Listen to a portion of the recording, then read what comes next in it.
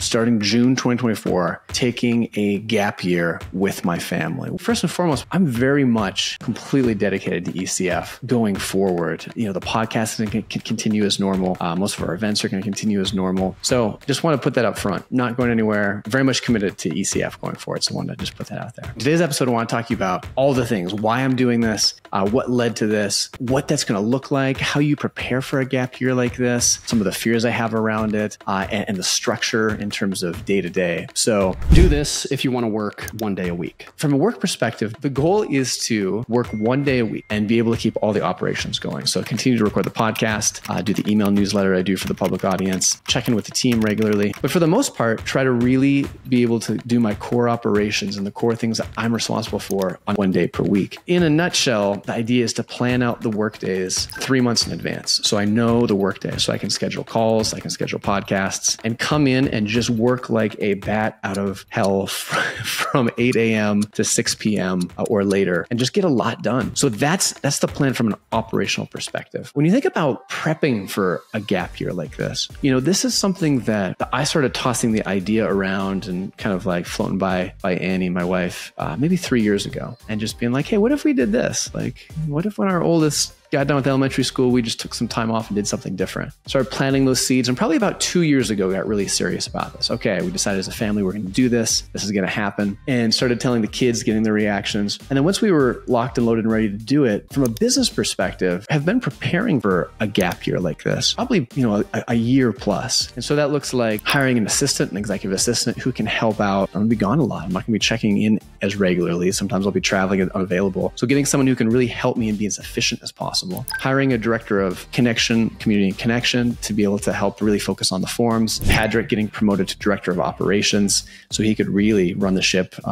He was doing a lot of it anyway, but really make him that, put him in that position. And then training and handing off all three of those. So from a staffing perspective, it's something that's been in the works for a year to try to get all the pieces and players in place where this is something I can realistically do without too much disruption. The more you can make your business independent from you on day-to-day, the more powerful and stable it will be. Because if I can get through this and the business is able to at least do as well or maybe even better while I'm gone, the business almost certainly is going to be stronger than had I not done that. And I think that's a good transition too into getting into fears. Some of the fears are, I have a very real fear that has been acute throughout my business career. It's even more acute now that the business is going to burn to the ground. If you're worried about that day-to-day, when you check in once a week, those fears are magnified. There's the worry that I'm going to go a little crazy being at home with kids 24/7. It can get intense. So I worry about that. There's the fear that people forget about you and you become irrelevant, right?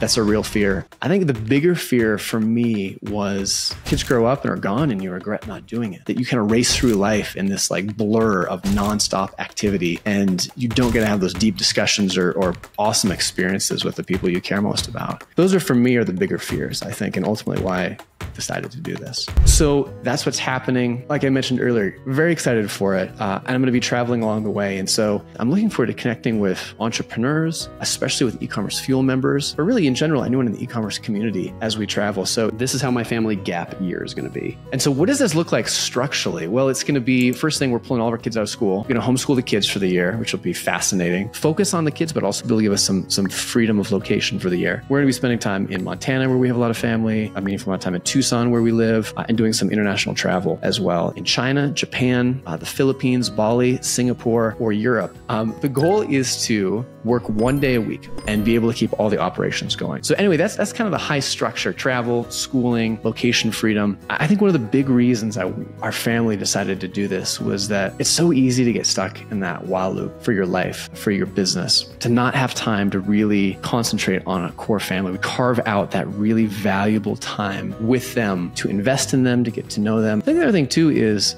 kids are getting older. Once you get kids in junior high and high school, trying to extract them to really pull them out of the day-to-day for extended periods, to travel, to get to know each other more deeply, to learn things, to do anything unorthodox just gets much more complicated. And the other reason is I want to have the space to be able to really dive deep on issues professionally. You grow as a leader and as a business, and you have to evolve. You spend more and more time on leadership and vision, which are good things. But I miss being able to get into the trenches, getting my hands dirty, really being able to focus on discrete projects and just learning things, going really deep. I love going deep. So all those reasons are why we're taking this gap year, primarily for the family, but also a little bit professional.